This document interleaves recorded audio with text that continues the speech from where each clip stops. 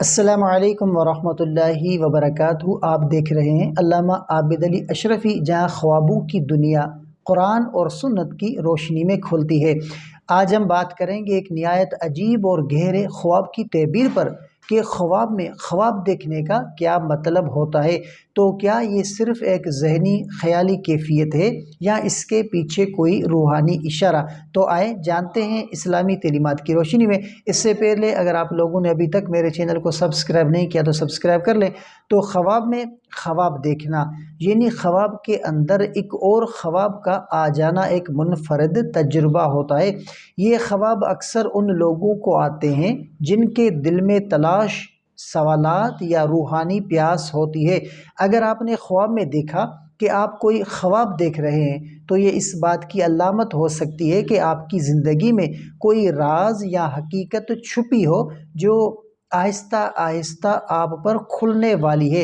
ایسا خواب بتاتا ہے کہ آپ کا باطنی شعور جاگ رہا ہے۔ اگر خواب میں آپ نے کسی نیک خواب کا مشاہدہ کیا، جیسے کہ خانہ کعبہ، تلاوت قرآن یا نبی پاک صلی اللہ علیہ وآلہ وسلم کی زیارت، تو یہ خوشخبری ہے۔ اللہ تعالیٰ کی طرف سے انعام، برکت اور قرب کا پیغام ہو سکتا ہے۔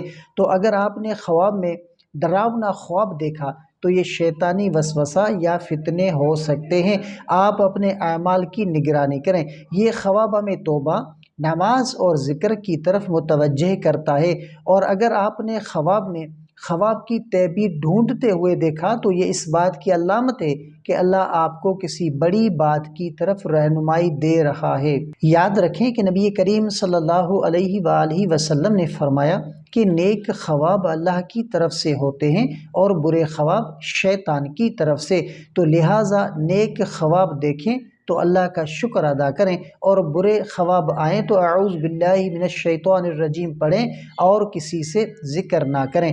اگر آپ بھی کبھی خواب میں خواب دیکھ چکے ہیں تو نیچے کمنٹ میں اپنا تجربہ ضرور شیئر کریں، اور اگر آپ چاہتے ہیں کہ ہم اس خواب کی ذاتی تعبیر کریں تو ہمیں تفصیل لکھ کر آپ بھیج سکتے ہیں۔